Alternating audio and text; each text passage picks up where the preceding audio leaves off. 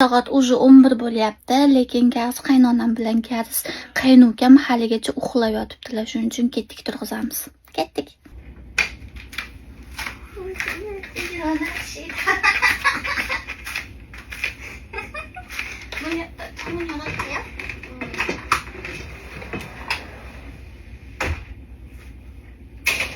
날씨가 너무 좋아요.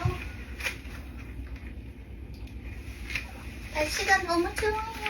날씨가 너무 좋아요.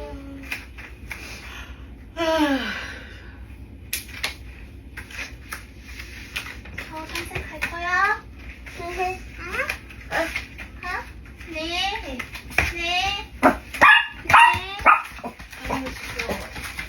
Men betimni yuvib, cho'milib, boshimni yuvib, yuvinib chiqqunimcha даже tuzishmabdi.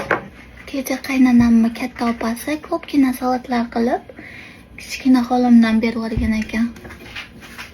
Qaynonamga. Kichkina xolam uyiga olib kelib, har bitta salatlarni ochib o'zlariga ozgina olib qolib, ozginasini bizga bergan ekanlar.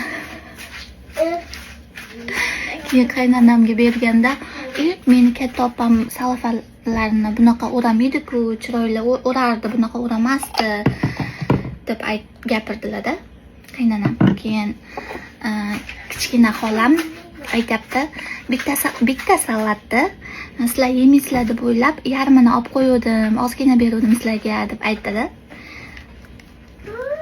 Atab o'sha salat rosa yoqdi menga. O'shanga keyin qaynonam aytdi, ha, bo'ldi, tushunarli. Bitta salat emas, hammasidan olib qo'yganman. Meni katta opam bunaqa salatlarni uramasdi, salafalarni deb gapirdilar. Kichkina xolamiz ham pishiq. Atab ularga alohida, bizga alohida bergandi katta xolam. O'shanga keyin qaynonam jahli chiqib katta opasiga telefon qildi. Kichkina opam sen bergan salatlarni hammasidan olib qopti deb. Keyin katta opasi kichkina opasiga telefon qilib so'kkan shekilli, kecha kuni bir bolalar ko'tarib chiqdi uyimizga.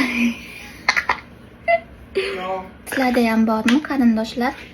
Agar u bugun nimadir berib yuborsa sizlarga yarmini shipaq qiladigan yoki umuman butunlay bir ikkita donasini shipaq qiladigan bormi?